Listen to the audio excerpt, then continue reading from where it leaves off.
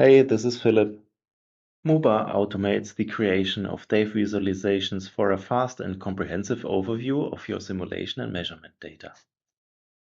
In our first 2025 release, you can now load Dymola Mat files directly in DaVE to have a quick view on the data.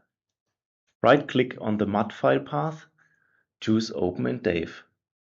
If you want certain variables to be plotted automatically, choose the second option. Various filters can be applied to select variables.